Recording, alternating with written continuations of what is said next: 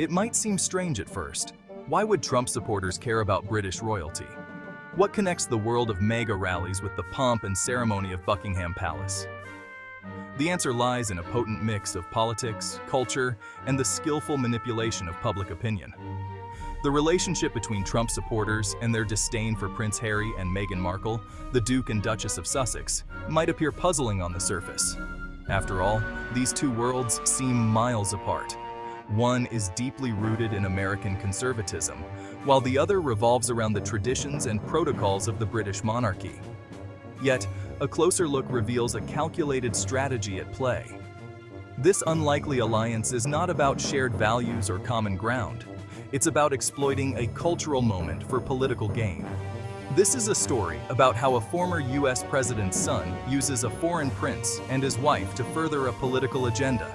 It's a story about the blurring lines between entertainment and ideology. And it's a story about the importance of critical thinking in an era saturated with information and misinformation. In today's world, where social media amplifies every voice, understanding the motives behind these connections is crucial. The intersection of politics, culture, and media creates a complex web that influences public perception. By examining these relationships, we can better navigate the landscape of modern information and its impact on society.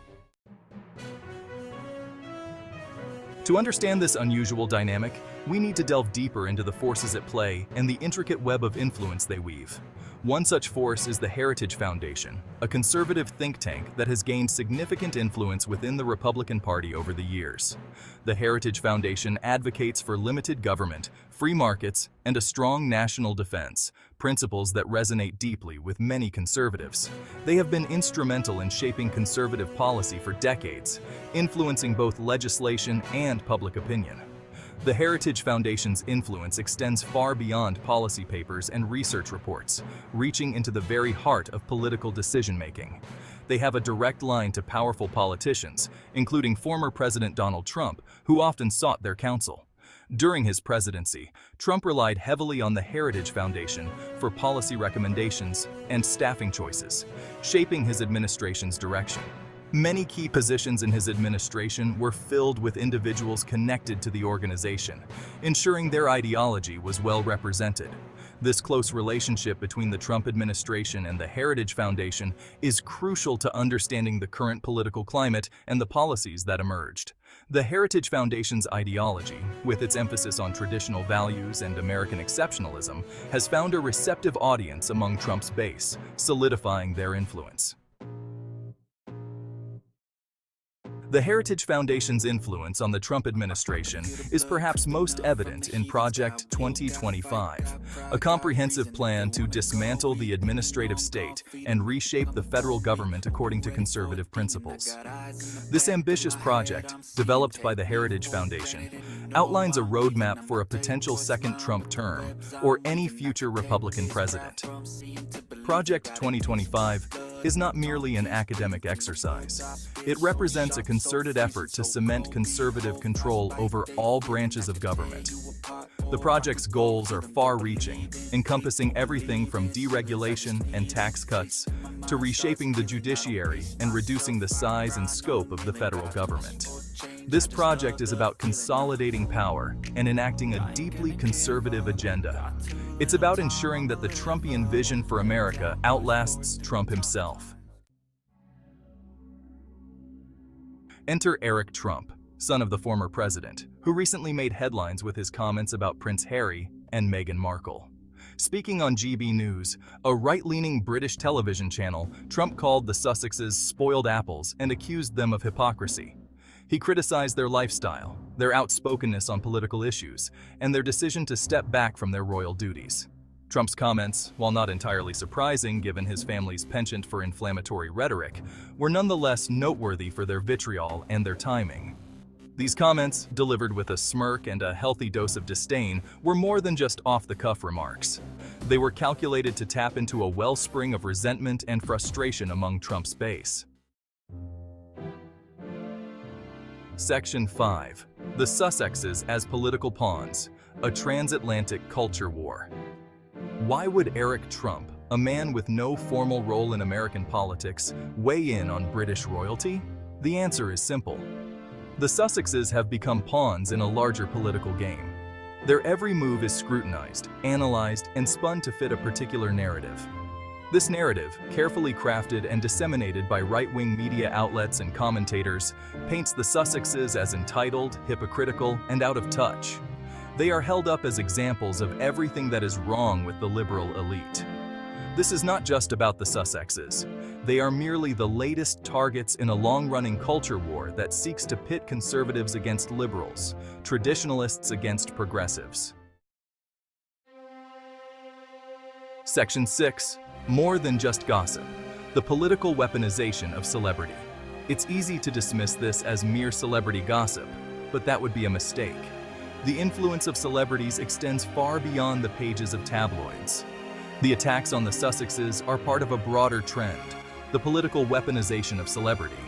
This phenomenon is not new, but it has intensified in recent years. Right-wing figures have become adept at using celebrities as props in their political theater. They understand that in our celebrity-obsessed culture, attacks on famous figures resonate with the public in a way that policy debates rarely do. This strategy leverages the emotional connection people have with celebrities. By painting the Sussexes as villains, they can score points with their base and demonize their opponents. This tactic is not just about the Sussexes, it's a broader strategy. This tactic is effective because it taps into pre-existing biases and anxieties. It exploits the emotional responses of the audience. By associating the Sussexes with liberal causes, they can trigger negative reactions among those who already view those causes with suspicion. This manipulation of public sentiment is a powerful tool in modern politics. Section 7. The power of narrative. Shaping public opinion. The success of this strategy hinges on the immense power of narrative. By controlling the narrative, by framing the debate on their terms, right-wing figures can shape public opinion and advance their agenda effectively. They understand that facts and logic are often less persuasive than emotion and compelling storytelling, and so they weave narratives that deeply resonate with their audience, narratives that tap into fear, resentment, and a profound sense of grievance. This is about more than just winning arguments or debates. It's about shaping the way people see the world around them, about defining what is acceptable and unacceptable, right and wrong in society. Section 8. The future of the monarchy. A battle for hearts and minds. The attacks on the Sussexes also have implications for the future of the British monarchy. The monarchy, once a symbol of stability and tradition, is now facing unprecedented challenges in the 21st century. The rise of social media, the decline of deference, and the growing scrutiny of inherited privilege have all taken their toll. The Sussexes, with their modern sensibilities and their willingness to challenge the status quo, represent a threat to this old order. This is not just a family feud playing out in the tabloids. It's a battle for the hearts and minds of the British public, a battle for the soul of a nation grappling with its identity in a rapidly changing world. Section 9. A call to action. Critical thinking in the age of spin. In this age of information overload and partisan spin, it is more important than ever to engage in critical thinking. We must be wary of narratives that confirm our biases and question information that is presented without context. We must be willing to look beyond the headlines and engage in thoughtful, nuanced discussions about the issues that divide us. It is easy to get caught up in the outrage cycle, to react emotionally to carefully curated sound bites and inflammatory rhetoric. But we must resist this temptation. We must demand better from our leaders, from our media, and from ourselves. Section 10. Beyond the headlines. Finding common ground. The story of the Sussexes and the Trump supporters who love to hate them is a cautionary tale about the state of our political discourse. It is a reminder that we are all susceptible to manipulation, that our emotions can be exploited for political gain. But it is also a story about the importance of critical thinking, of engaging with different perspectives, and of finding common ground in a world that often seems determined to divide us. We must be willing to listen to each other, to understand each other's perspectives, and to find common ground. Only then can we hope to bridge the divides that separate us and build a more just and equitable society.